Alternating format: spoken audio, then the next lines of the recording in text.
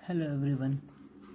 इस सेशन में हम समझेंगे जो एक्सरसाइज 1.1 है उसके जो अदर्स क्वेश्चंस हैं वो आप कैसे सॉल्व कर पाएंगे। पहला क्वेश्चन है, हम एग्जांपल 2 की बात कर रहे हैं। Show that every positive even integer is of the form of 2q and every positive odd integer is the form of 2q + 1 where q is some integer. q कोई एक इंटीजर है, ऐसा उसने बोला है। इस सवाल में या इस क्वेश्चन में आपको इन 3 चीज़ों का मीनिंग समझना है।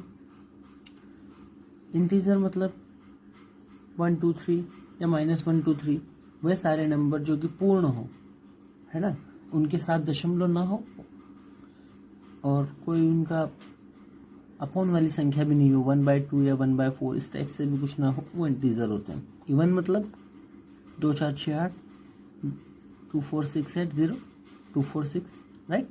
ये सारे इवन नंबर्स जो पीछे 2 4 6 8 0 हो तो इवन हो जाएगा।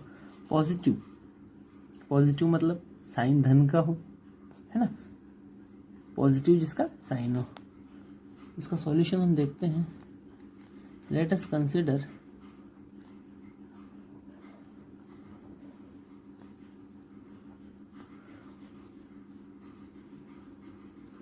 क्या कंसिडर करना है। Show that every positive even integer, तो हम कंसिडर कर लेते हैं कि लेट अस कंसिडर अ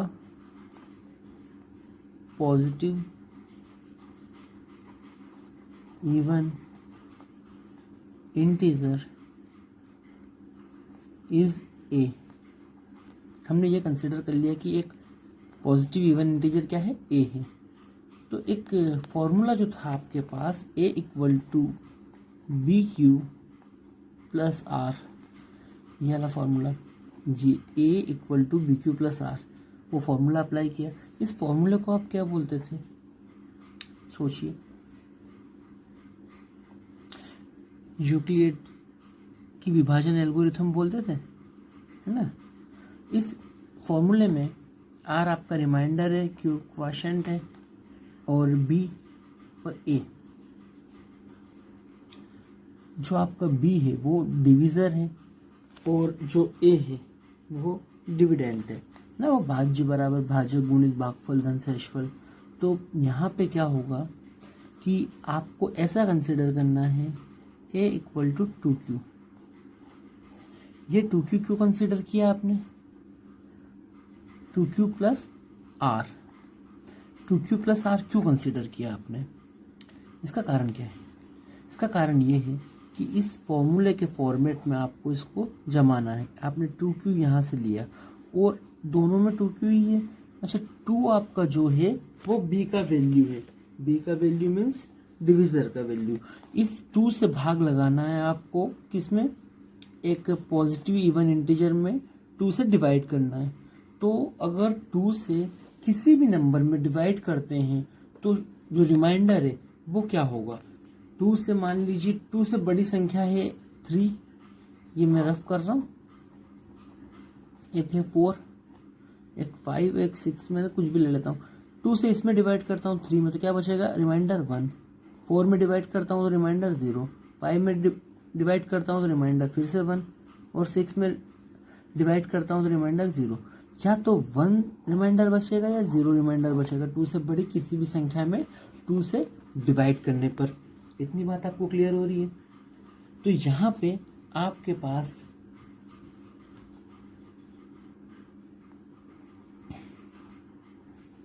R = या तो 0 आएगा या R = 1 आएगा। ये रफ से आपको समझ में आया होगा कि R आपके पास 1 और 0 कैसे आया, क्योंकि जो आपका 2 है ना, उसका किसी भी नंबर में अगर आप डिवाइड करेंगे और वो अगर नंबर आपका पॉजिटिव इवन इंटीजर हुआ तो उसमें डिवाइड करने पे हमेशा आपके पास शेषफल या रिमाइंडर 0 या 1 ही बचेगा। इस तरीके से आप इसको आगे बढ़ाएंगे तो आपके पास मिलेगा, चूँकि आपका जो R है वो 2 से छोटा है और 0 से बड़ा है या बराबर है। 0 से बराबर भी है और 0 से बड़ा है, लेकिन ये 2 से छोटा है। कौन? रिमाइंडर। इस केस में आपके पास a इक्वल टू या तो 2q हो जाएगा या a equal to 2q plus 1 हो जाएगा। क्वेश्चन सॉल्व हो गया। क्वेश्चन में कुछ भी नहीं था, आपने एक पॉजिटिव इवन इंटीजर कंसीडर करना था, देन आपको अप्लाई करनी थी जो आपकी यूटिलिटीज की विभाजन एल्गोरिथम है वो। उसके बाद आपको a equal to 2q plus r कैसे लिखा मैं बता रहा हूँ। इस दोनों नंबर्स को देख के लिखा, जिसमें आप इजीली पता कर पा रहे हैं कि b की वैल्यू 2 निकल के आएगी। बाकी आपने r ले लिया। अब आपको रिमाइंडर 0 और 1 कैसे पता चला? क्योंकि जब आपका डिविजर 2 है, जब डिविजर ही 2 है तो रिमाइंडर या तो 0 होगा या 1 होगा। इसके अलावा कोई और रिमाइंडर हो ही नहीं सकता। आप कोई सी भी बड़ी संख्या लेके देख सकते हैं। रिमाइंडर चूंकि 0 से बड़ा या बराबर है और 2 से छोटा है, इसलिए रिमाइंडर की वैल्यू या तो 0 होगी या 1 होगी। तो 0 रखेंगे इस इक्वेशन में, इस वाली इक्वेशन में सॉरी, तो 2q प्लस 0 तो 2q हो जाएगा, और अगर 1 रखा तो 2q प्लस 1 हो जाएगा। सिंपली या तो a ये होगा या आपका a ये होगा। चलिए नेक्स्ट क्वेश्चन पे बात करते हैं।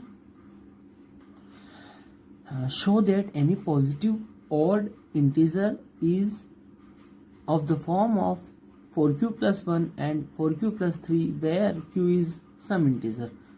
तो सॉल्यूशन आपका वही बनेगा। देखिए, लेट अस कंसिडर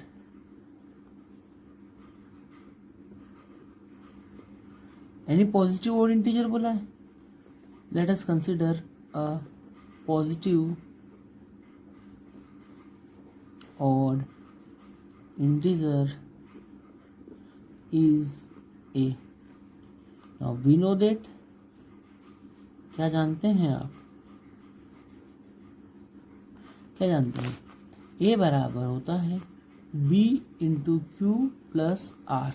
ये होता है, बिल्कुल सर होता है। अच्छा, मैं अब यहाँ पर a इक्वल टू b की जगह पे क्या लूँगा? उस टाइम पे मैंने 2 लिया था और बताया था कि 2 क्यों लिया। यहाँ पे क्या लूँगा?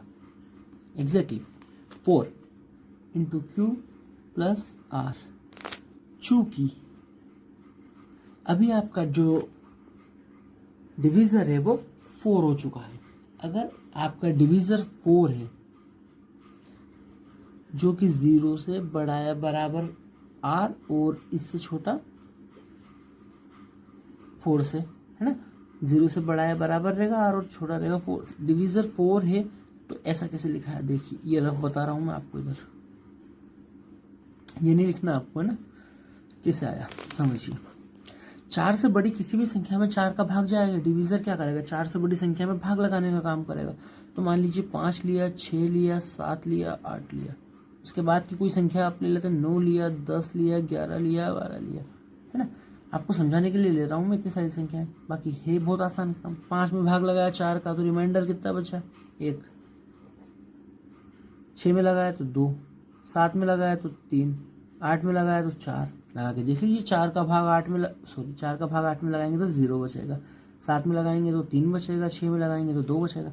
इसी तरीके से आप फिर से 4 का भाग 9 में लगा के देखिए तो वापस से रिमाइंडर क्या बचेगा आपके पास? 1 बचेगा, यहाँ 2 बचेगा, यहाँ 3 और यहाँ 0। मतलब टोटली आपके पास 4 तरह के रिमाइंडर आ रहे हैं, 0, 1, 2, 3, है ना। तो वो जो आर का वैल्यू है, रिमाइंडर का वैल्यू है, वो कहाँ से कहाँ तक लाई करेगा? 0, 1, 2, 3, जो कि 0 के बराबर भी है और 4 से छोटा भी है। इतना समझ में आ रहा है आप लोगों को? इसलिए संभावित शेषफल आपके क्या हो जाएंगे? रिमाइंडर्स क्या हो जाएंगे? r equal to 0, 1, 2, 3।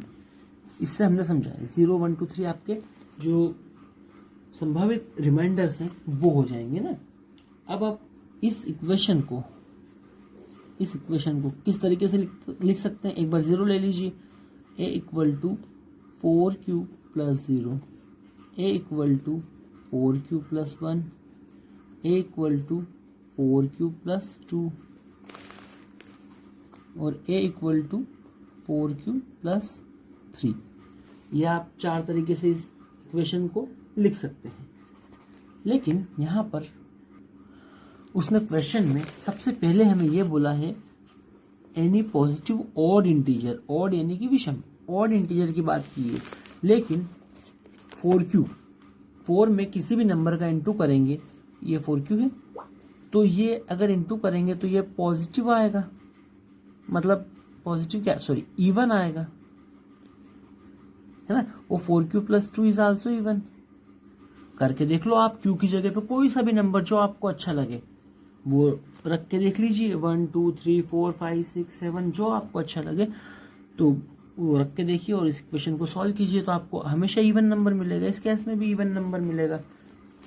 उसने हमें स्टार्टिंग में बोला है कि एनी पॉजिटिव ऑड इंटीजर चाहिए हमको, तो ये दोनों तो इवन इंटीजर आ रहे हैं, है ना। कोई सा भी इंटीजर आप रख के देखेंगे तो, और इन केसेस में आपको नेगेटिव मिलेगा, तो ये दोनों केस तो हमें लेने के है ही नहीं, है ना। क्यों नहीं लेंगे इन दोनों केसेस को, क्योंकि इनमें हमको इवन इंटीजर्स मिल रहे हैं। तो हमारे पास जो फाइनल जो रूप आएगा, इसका जो फॉर्म आएगा वो कौन कौन सा होगा, a = 4q + 1 and a = 4q + 3। ये हमारा आंसर हो जाएगा। ये आंसर क्यों हुआ, क्योंकि ये ऑड आएगा। q का मान लीजिए मैंने 1 रखा, तो 4 × 1 1, सॉरी 4 × 1 4 + 1 विच इज 5। 4 यहाँ पे मान लीजिए मैंने q का मान 2 रखा, 4 × 2 विच इज 8, 8 + 3 11, ये ऑड नंबर है। अच्छा, मैं इनको अवॉइड कर रहा हूँ तो उसका रीजन है, देखिए आप 1 रख के देखिए, 4 × 1 क्या आएगा 4, और 4 इवन नंबर होता है, इसलिए मैं इसको अवॉइड कर रहा हूँ क्योंकि मुझे ऑड नंबर चाहिए। अच्छा, मैं 2 रख के देखता हूँ तो 4 × 2 विच इज 8, ये भी इवन हो गया। 3 रखता हूँ, 4 × 3 विच इज 12, ये भी इवन हो गया। सेम टू सेम आप इसमें भी प्रोसेस अप्लाई करेंगे तो ये भी इवन ही आएगा, और हमें इवन नंबर चाहिए नहीं, क्योंकि उसने क्वेश्चन में ही बोला show that any positive odd integer is of the form of 4q + 1 and 4q + 3। तो पॉजिटिव ऑड इंटीजर चाहिए भैया, तो पॉजिटिव ऑड इंटीजर हमारा 4q + 1 और 4q + 3 के फॉर्म में ही आएगा। इन दोनों को हमने अवॉइड कर दिया। ऑलराइट, आप लोगों को समझ में आ रहा है इतना। नेक्स्ट एग्जाम्पल पे बात करते हैं। थोड़ा सा आप पढ़िए इस क्वेश्चन को। एक मिठाई विक्रेता के पास 420 काजू की बर्फियां, हाँ मुंह में पानी आएगा सर, और 130 बादाम की बर्फियां हैं। वह इनकी ऐसी ढेरियां बनाकर रखना चाहता है कि प्रत्येक ढेरी में बर्फियों की संख्या समान रहे, एक जैसी रहे, है ना, तथा ये ढेरियां बर्फी की परात में या उस थाली में न्यूनतम स्थान को घेरे, कम से कम प्लेस पे वो आ जाए। इस काम के लिए प्रत्येक ढेरी में कितनी बर्फियां रखी जा सकती है, कितनी बर्फी की वो ढेरी बनाए कि वो न्यूनतम सबसे कम जगह में आ जाए। ये क्वेश्चन है जिसमें 420 काजू की बर्फी है और 130 बादाम की बर्फी है। भैया बादाम और काजू की बर्फी जमानी है, हमको खानी नहीं है। ठीक है, तो इस क्वेश्चन को मैं आपको नहीं करवा रहा हूँ ये क्वेश्चन आप मुझे करके बताएंगे। मैं आपको बताता हूँ कि इसमें करना कैसे है।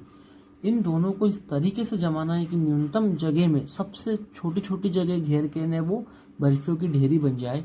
तो उसके लिए आपको एक चीज करनी पड़ेगी, एचसीएफ फाइंड करना होगा 420 और 130 का यूक्लिड की मेथड से।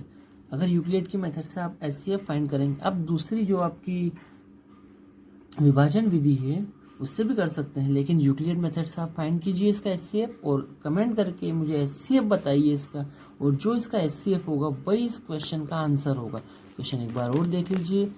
स्वीट सेलर हैज 420 काजूस barfi and 130 badam barfi. She wants to stack them in such a way that each stack has the same number and they take up the least area of the tray. उस tray में वो सबसे कम area घेरे है ना। What is the number of that can be placed in each stack for this purpose? वो इस तरीके से जमाने के लिए कैसे उनको जमाए, तो आपको उसकी हेल्प करनी है। और उसकी हेल्प आप किस तरीके से करेंगे, एचसीएफ फाइंड करके। इन दोनों का एचसीएफ यूक्लिड मेथड से आप मुझे फाइंड करके कमेंट करके बताइएगा कि क्या आ रहा है, और वही आपका आंसर होगा। उसको बता दीजिएगा कि इतनी इतनी बर्फी रखो आप, और इजीली आपकी ढेरी बनेगी। ठीक है, चलिए आपकी एक्सरसाइज 1.1 यहाँ कंप्लीट हो जाएगी। बिल्कुल 1.1 एक भी क्वेश्चन नहीं छूटेगा, आप इसको ट्राई कीजिए। अगर उसमें भी उसके बाद भी इसमें कोई प्रॉब्लम आती है 1.1 में, जौन से भी सवाल में आपको प्रॉब्लम है आप मुझे बताइए कमेंट करके, उस सवाल को मैं पर्सनली यहाँ पे वीडियो के थ्रू आपको समझा दूंगा। ठीक है, थैंक यू फॉर वॉचिंग बेटा।